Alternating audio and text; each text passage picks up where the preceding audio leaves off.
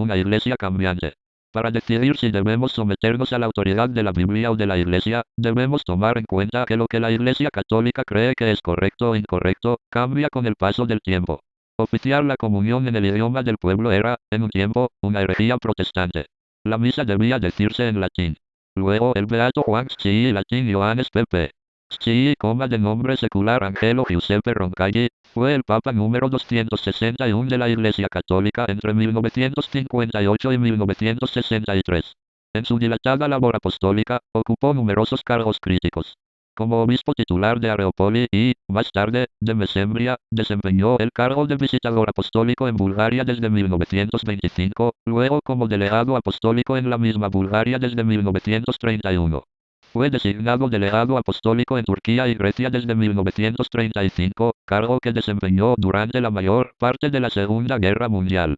A fines de 1944, fue designado nuncio apostólico en Francia, donde permaneció hasta 1953.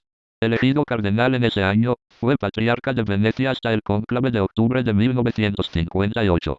Como pontífice romano, tuvo un pontificado relativamente breve pero sumamente intenso. Sus encíclicas Mater et Magistra 1961 y Pacem in Terris 1963, esta última escrita en plena Guerra Fría luego de la llamada crisis de los misiles de octubre de 1962, se convirtieron en documentos señeros que marcaron el papel de la Iglesia Católica en el mundo actual.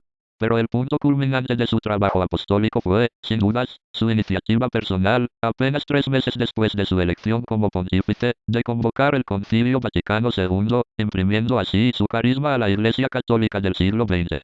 Fue beatificado en el año 2000, por el Papa Juan Pablo II, durante el jubileo de dicho año. En Italia es recordado con el cariñoso apelativo de Il Papa Buono. El Papa Bueno, inició un periodo de reforma en el que la misa debía decirse en los idiomas del pueblo. Sin embargo, la Biblia no cambia. Por tanto, no siempre está de acuerdo con una iglesia cambiante. Una anciana católica me dijo una vez, si el Papa desea comer carne los viernes e ir al infierno, él puede hacerlo, pero yo no lo haré.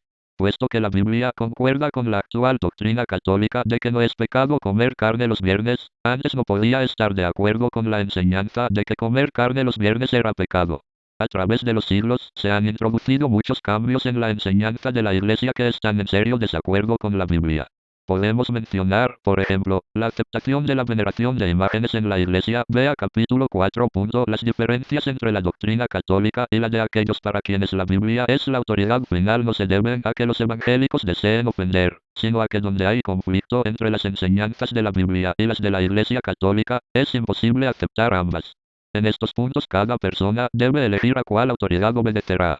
La mayoría de las tradiciones que están en contradicción con la Biblia comenzaron a formarse después del año 300 DC, en la época del emperador Flavio Valerio Aurelio Constantino, fue emperador de los romanos desde su proclamación por sus tropas el 25 de julio de 306, y gobernó un imperio romano en constante crecimiento hasta su muerte.